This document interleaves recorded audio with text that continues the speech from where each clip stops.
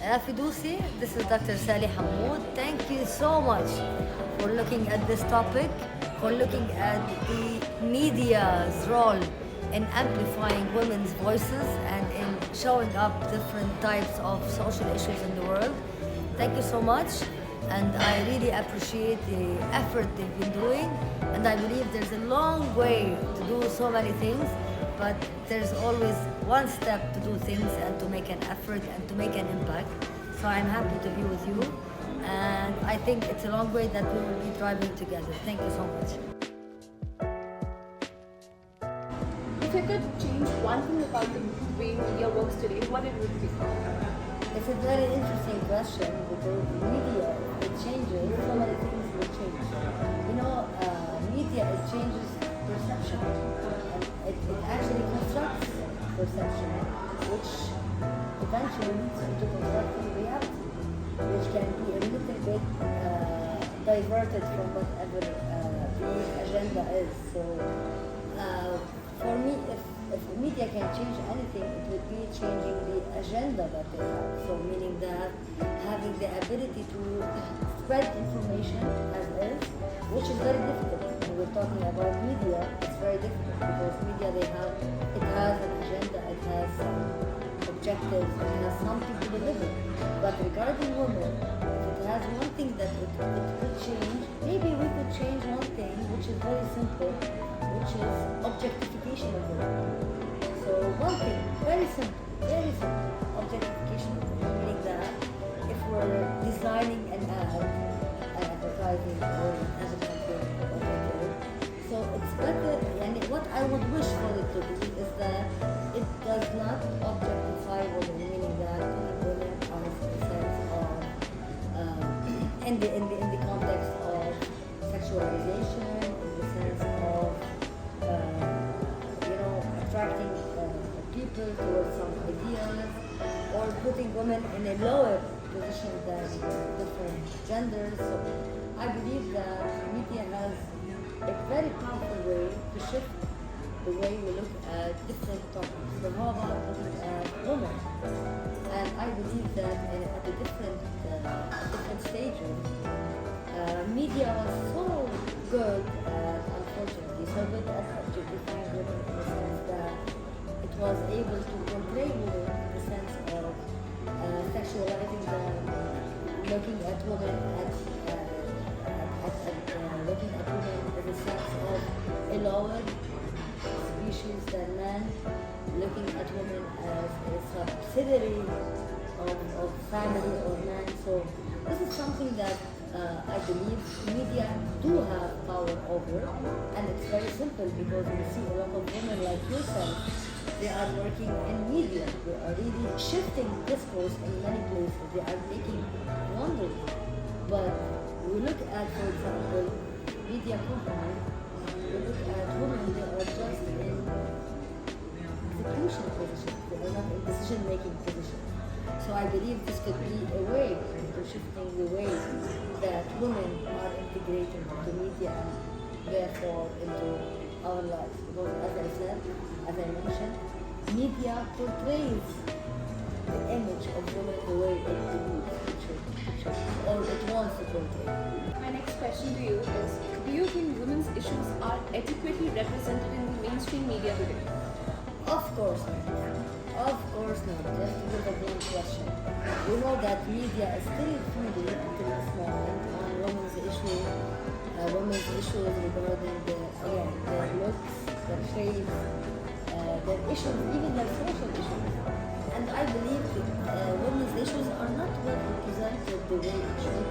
It's still portrayed from the man's point of view. And the reason is, again, because we look at decision-making in this industry. Decision-making is still concerned with women.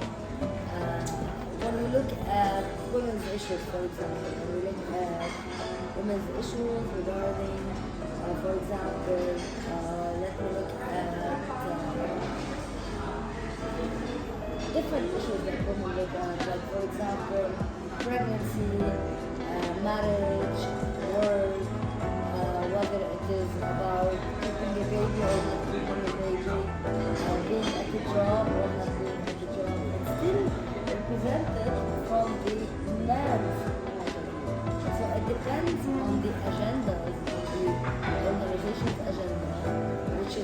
governed by men. This is how women's issues are. It's not represented from a woman's point of view. The reason is women are still struggling despite the openness that we have been looking all over the world. I mean, look at Lebanon, for example. Looking at Lebanon, given its very unique characteristics, still women do portray a big or a huge role. However, when we look at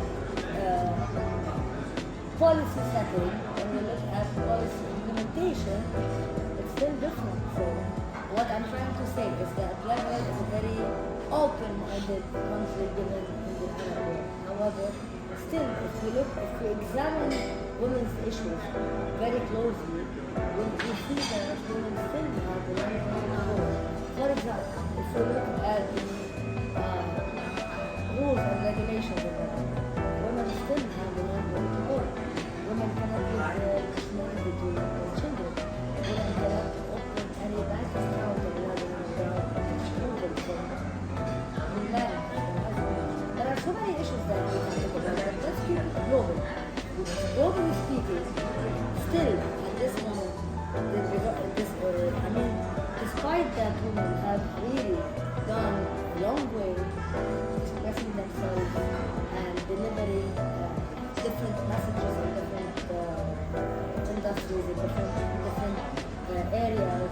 They have been very vocal about their opinion. They've been very active, for example, on social media.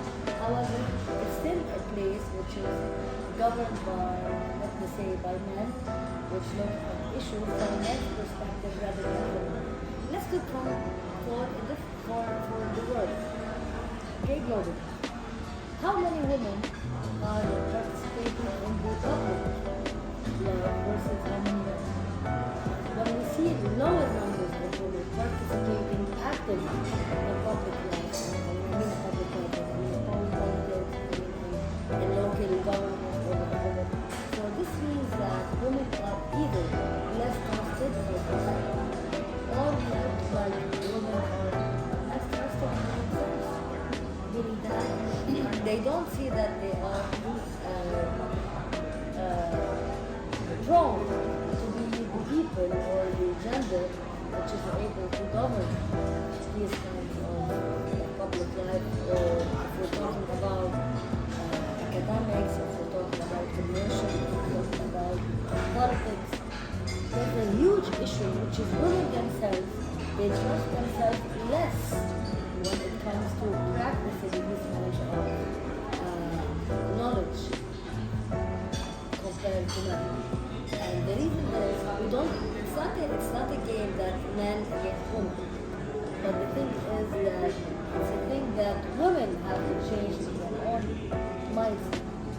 For that to happen, we as women, men as men, children as children, governments as governments have to work towards amplifying these voices of women in public sector, education, commercial, and different types of sectors for women to have their voices heard. And the reason why women's voices are not heard is simply force of habit. Force of habit. How many female presidents do we have in different parts of the world? Definitely Since 50 years. It hasn't been like this. So this is one issue that we have to talk about. That's why I always say it's not about men versus women, but also women do not trust women at this point. And the reason is it's not in mainstream so far. This is why I'm a person who I've always said this. I'm someone who's always against quota, like having a quota for men, because I believe this is the need. But then after several discussions, I believe that yes, this is the need for women. This is not good, this is not the best option, but this is a good option for us to learn and to really understand the habit of having women in places where they are decision makers. Because the reason why I'm saying this is that people, men and women, they do not trust women to do such decision making. of normal, but I mean it's the norm, but it's not normal. We'll have another member of the team to ask the last question for you. How can media move beyond tokenism to truly amplify women's voices? Well, this is another good question. So first of all, we have to segregate this kind of dialogue. Number one is we have to bring women into decision-making position. Why I'm saying this is because media is made of some agendas set together to formulate a discourse that any media platform would want to actually, reflect. So the thing is, the first thing we have to think about is how about women can be part of the decision-making process?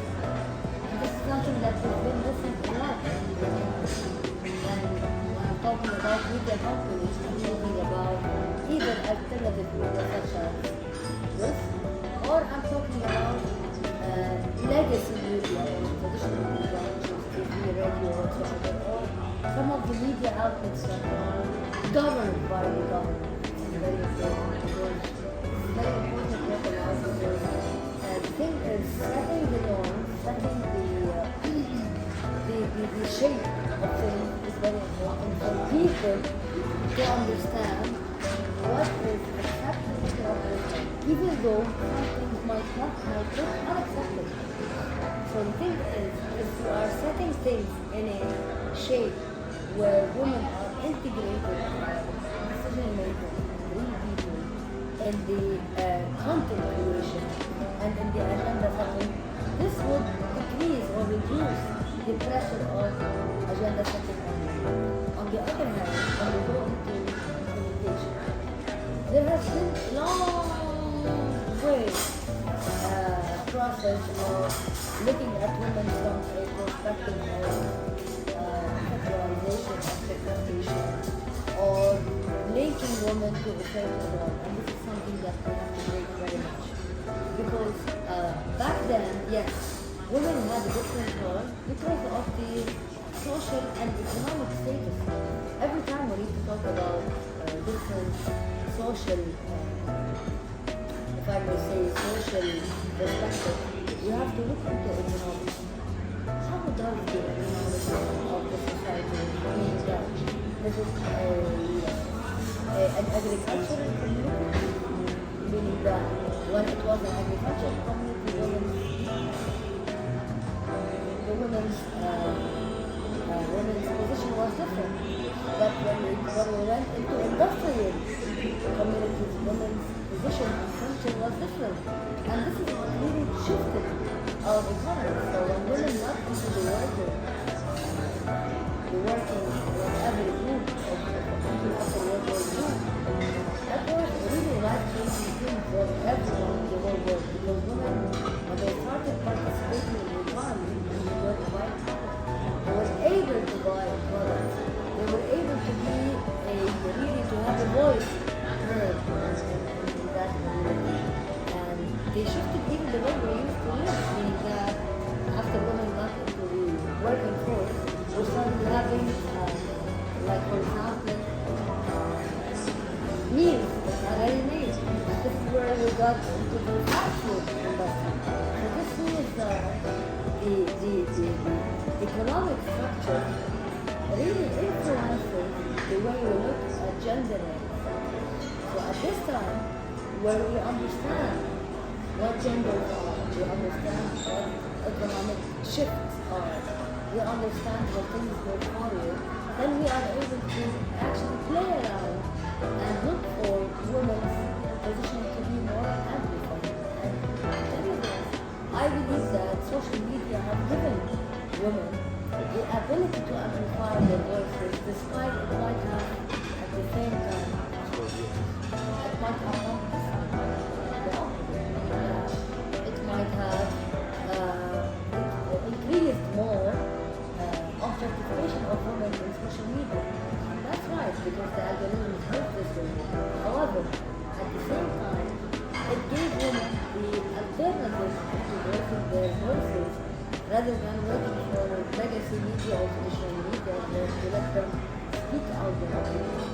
So what I'm trying to say that media has always been since ever about amplifying the voices that will bring the most traffic or the most audiences to what we are talking about. However, it has the ability to shift discourses and to allow people actually to speak their mind, to speak their whatever they are feeling on these alternative media without needing to actually crush some agenda. However, this takes from certain skills to understand what digital media is, what new media is, how do we deal with it. What is the artificial intelligence? How does it shift our voices? Does it amplify our voices? Or does it shout out our voices? So we are at two ways of getting out of this. Either we benefit from it and we really put into effort into making the best out of these tools that are available currently, or we let most of them unnoticed, similar to what has been going on for the past century, because of the type of functionality of the media. So now I believe it's our responsibility. It's even our responsibility to break the algorithms of our government.